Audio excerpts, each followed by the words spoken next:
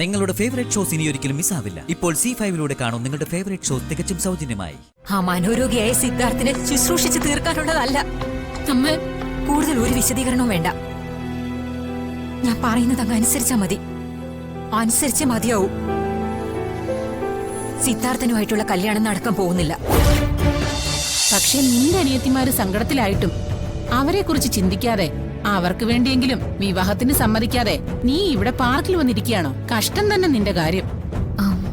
എനിക്ക് അത്യാവശ്യമായിട്ട് വീട്ടിൽ ചെല്ലണം. മുത്തശ്ശൻ വിളിച്ചിരുന്നു, ഞാൻ ചെല്ലട്ടെ. ദേവികേ,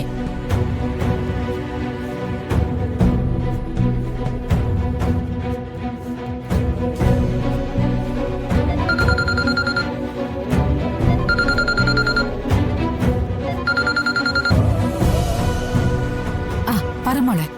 അമ്മേ, അത് സംസാരിക്കാൻ തുടങ്ങിയിട്ട് എങ്ങനെയുണ്ട്? കുഴപ്പമില്ല. ഋഷി ഇപ്പോഴും മയക്കത്തിൽ തന്നെ അമ്മ. അമ്മേ, എനിക്കൊരു കാര്യം അമ്മയോട് പറയാനുണ്ട്. പറഞ്ഞോ, എന്താ കാര്യം? എന്റെ ചേച്ചിയുടെ ജീവിതം നശിപ്പിക്കാനാണോ അമ്മ ശ്രമിക്കുന്നത്? സുഖമില്ലാത്ത ഏട്ടനെ കൊണ്ട് എന്റെ ചേച്ചിയെ വിവാഹം കഴിപ്പിക്കാൻ എന്തിനാ ശ്രമിക്കുന്നത്?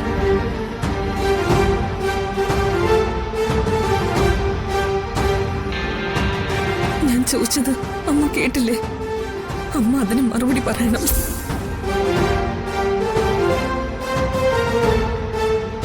ആരാ മോളെ?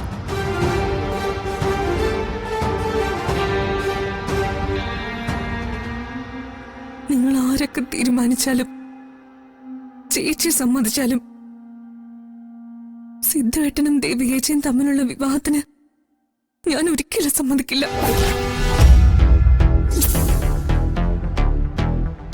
എന്റെ ചേച്ചിയുടെ ജീവിതം അങ്ങനെ ഒരു പരീക്ഷണത്തിന് വിട്ടുകൊടുക്കാനുള്ളതല്ല. ചേച്ചിക്ക് നല്ലൊരു ജീവിതം ഉണ്ടാവണം. അതുണ്ടായേ തീരും. അതുണ്ടായി കാണാനാണ് ഞാൻ ആഗ്രഹിക്കുന്നത്. ഗോപികെ, നിർത്ത. നീ എന്ത് അഹങ്കാരത്തിലാ ഇങ്ങനെ സംസാരിക്കുന്നെ? ഞങ്ങളുടെ കുട്ടിനെ നിനക്ക് തീരെ പിടിക്കുന്നില്ല അല്ലേ? നീ പറഞ്ഞതൊക്കെ കേട്ട് തകർന്നു നിൽക്കുക ജാനകി. നിനക്ക് സിദ്ധുവിനെ കുറിച്ച് എന്തറിയാം? ഒരു രാജകുമാരനെ പോലെ ജീവിച്ചിരുന്നവനാ ഞങ്ങളുടെ സിദ്ധാർത്ഥൻ. 3 വർഷം മുമ്പ് വരെ ഞങ്ങളുടെ സിദ്ധു മിടുക്കനായൊരു ചെറുപ്പക്കാരനായിരുന്നു. ബിസിനസ്സും വീടും എല്ലാം അവൻ ഒറ്റയ്ക്കാ നോക്കി നടത്തിയിരുന്നത്. നിർഭാഗ്യവശാൽ അവനൊരു അപകടത്തിൽപ്പെട്ടു. അതിനുശേഷമാ അവൻ ഇപ്പോ കാണുന്ന സിദ്ധുവായി മാറിയത്. അത് അവന്റെ ദുർവിധി. അല്ലാതെ എന്തു യോഗ്യത കുറവാ അവനുള്ളത്?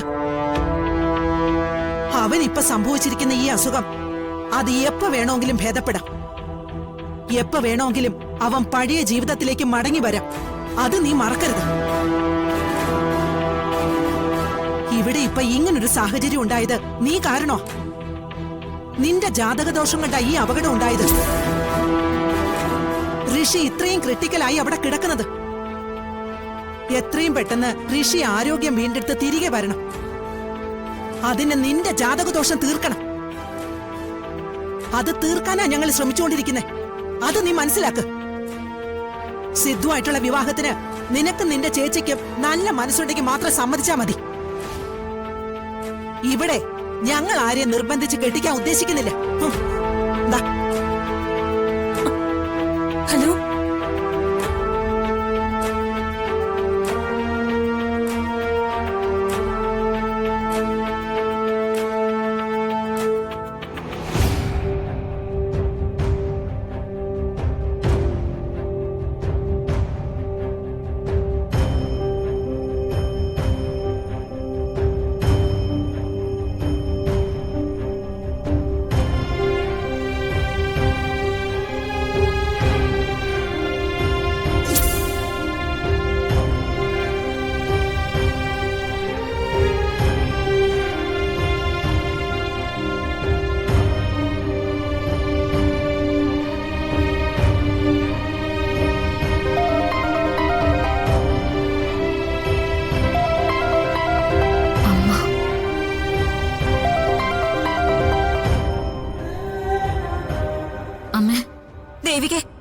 എന്താണ് കാണിച്ചത്?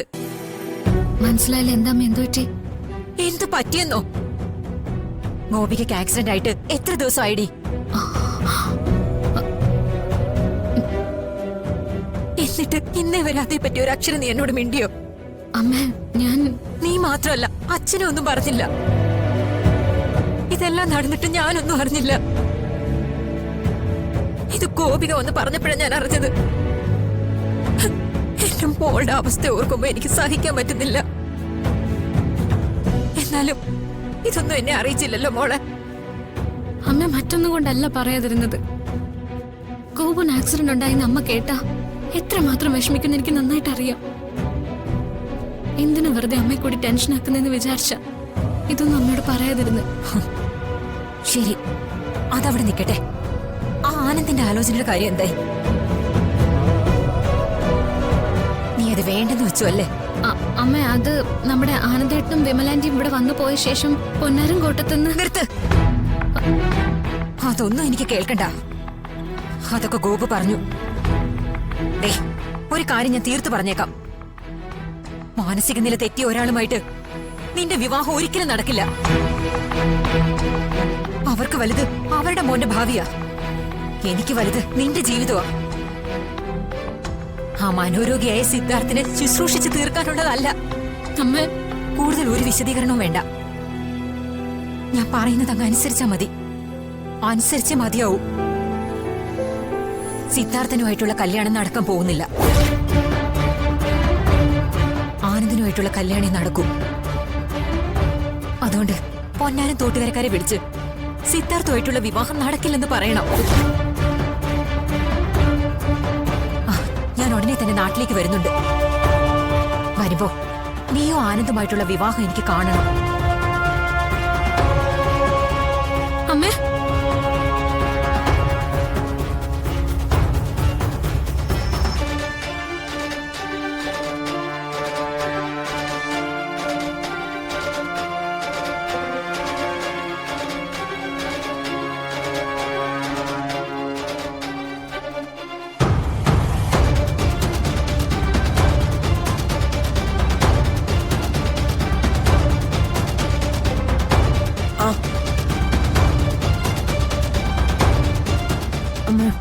നമ്മുടെ പദ്ധതി സക്സസ് ആവും അമ്മ.